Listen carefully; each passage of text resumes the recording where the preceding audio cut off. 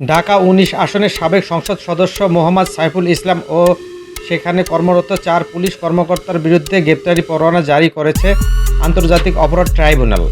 ঢাকার অদূরের সাভারের আশুলিয়া ছাত্র জনতার আন্দোলনের সময় লাশ পোড়ানোর মামলা তাদের বিরুদ্ধে পরোয়ানা জারি হয়েছে। আজ মঙ্গলবার সকালে এই গ্রেপ্তারি পরোয়ানা জারি করেন আন্তর্জাতিক অপরাধ ট্রাইব্যুনালের চেয়ারম্যান বিচারপতি মোহাম্মদ গোলাম মর্তুজা মজুমদার ও ট্রাইব্যুনালের সদস্য অবসরপ্রাপ্ত জেলা ও দায়রা জজ মোহাম্মদ মহিতুল হক এনাম চৌধুরী।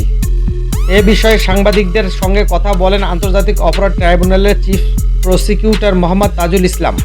তিনি বলেন, আজ ট্রাইব্যুনালের একটি আবেদন দাখিল করা হয়েছিল। সাভারের আশুলিয়া এলাকায় গত ৫ আগস্ট ৬ ছাত্রকে গুলি করে হত্যা করা হয়। তাদের হত্যা করার পর চ্যাংদোলা করে একটি রিকশার মধ্যে ওঠানো হয়। ওখানে কিছুক্ষণ ফেলে রাখার পর পুলিশের একটি ভ্যান নিয়ে এসে তাদের ওঠানো হয়। ভ্যানটা সেখান থেকে সরিয়ে থানার কাছে একটি দোকানের সামনে রেখে পেট্রোল দিয়ে জ্বালিয়ে দেওয়ার চেষ্টা করা হয়। এর উদ্দেশ্য ছিল মানুষ যাতে করে বুঝতে না পারে তাদেরকে হত্যা করেছে।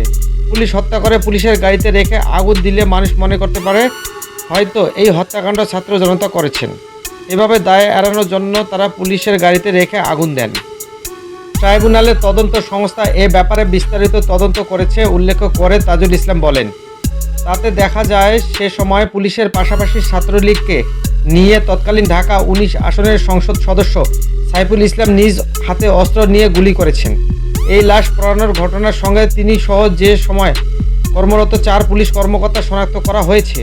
আজ এই ৫ জনের বিরুদ্ধে গ্রেপ্তারি পরোয়ানা জারির আবেদন করা হয়েছিল, তা মঞ্জুর করে ট্রাইব্যুনাল বলেছেন দ্রুত তাদের গ্রেপ্তার করে হাজির করার জন্য আগামী ২৬ জানুয়ারি এই মামলার পরবর্তী তারিখ নির্ধারণ করা হয়েছে। এর মধ্যে অগ্রগতি প্রতিবেদন যা পাওয়া যাবে তা ট্রাইব্যুনালে দাখিল করা হবে। এই ৪ পুলিশ কর্মকর্তা এ ঘটনার সঙ্গে প্রত্যক্ষভাবে যুক্ত ছিলেন বলেও জানান চিফ প্রসিকিউটর। তিনি আরও বলেন, নাম বললে পালিয়ে যেতে পারেন, তাই এই ৪ কর্মকর্তার নাম প্রকাশ করা হচ্ছে না। আইন শৃঙ্খলা রক্ষাকারী বাহিনীর ঊর্ধ্বতম মহল যারা গ্রেফতার নিশ্চিত করে তাদের জানিয়ে দেওয়া হয়েছে যাতে পালিয়ে যাওয়ার আগে গ্রেফতারটা সুস্থভাবে করতে পারে। পুলিশের এই ৪ কর্মকর্তা বিভিন্ন জায়গায় পদায়নরত অবস্থায় আছেন জানিয়ে তাজুল ইসলাম বলেন, কিন্তু তারা কর্মস্থলে আছেন কিনা তা তিনি জানেন না। তাদের এখনও চাকরিচ্যুত করা হয়নি।